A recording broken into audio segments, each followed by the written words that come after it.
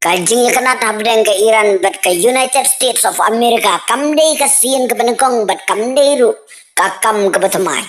Dagi pusnem ke rui Amerika kala persajur ya ke Iran halor kajing ya isna jongka ya ki bom nuklear. Ki balong kajing ma omtang ya ke Middle East Henry wat ya ke pertai berokoi. Henry kata nang maham ke Amerika kata ke Iran ke nang sna.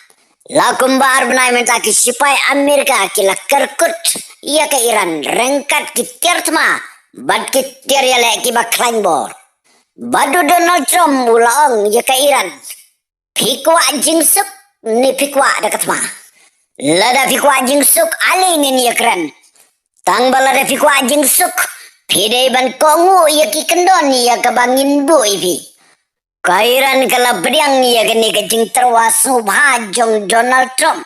Bad kajing ya kendu habdeng kinong mikmat jong ke Iran. Bad jong ke Amerika kala long laisin. Kaba nengkong hambuskat. Kaba arbat balai hajeneba. Henry namar baka Iran kambriang ya kita kendon balabu kari Amerika hu Donald Trump mulawer yo Benjamin Netanyahu u Prime Minister jong kari Israel baro ngin sengit ya ke Iran kajing kuat jong kari Amerika kalong ban pen kelano ya kasensyar kadar hari Iran na kajing sensyar don bor syak kajing sensyar lalut lane demokrasi Badaya ke arpu pratrik jong benai Februari jong kesenam arajar arpun rio. Kisipai Amerika rengkat kisipai Israel kilalentam deki bom ya kenong ba Iran. Kat hadu bo Ayatollah Ali Khamenei. Unong sensyar donbor lani supreme leader jong ke Iran. Ulayap haju.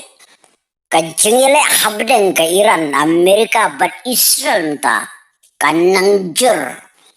Kisipai Amerika bat sipai Israel kila bom ya kijakashna tiertma kijakabu tiertma jong Iran kan bagi Iran pat kala bom ya ke Israel kala bom ya ke Qatar UAE Bahrain Kuwait bat Iraq kileno Hezbollah kila yasno okti bat kisipai Iran ban penhir keput ya ke Amerika bat ke Israel Donald Trump paduang ka bhasibun yepi bapin sangina ban ya ka bapi persang menyelek bat ngan namar bapin sayu i ka ka bapin pat ju i menuru haka jengim jongpi Donald Trump mulapan benada ka baong bu brio basniu batu baju botam magpertai ulayap ula krenai mensim ru yakinong Iran da ka baong baka kenta jong kajing lalu jong pi kalajang tang ba pin song kop halagi yang jong pi wat nami saba yo pi mensau hakibom bat hadin bangila kini ya gabot jong ka sorkar jong pi kariran kade ka jong pi Out people of Iran, I say tonight that the hour of your freedom is at hand. Stay sheltered, don't leave your home.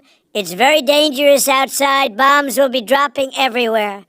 When we are finished, take over your government. It will be yours to take.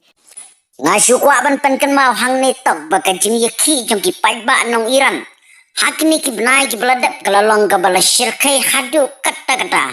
Bat kila panru ka jing yarap no Donald Trump. Donald Trump ru ula simkya ya katay ka jing kerpat jong ki ba nong Iran. Katma ha Middle East menta hapedeng.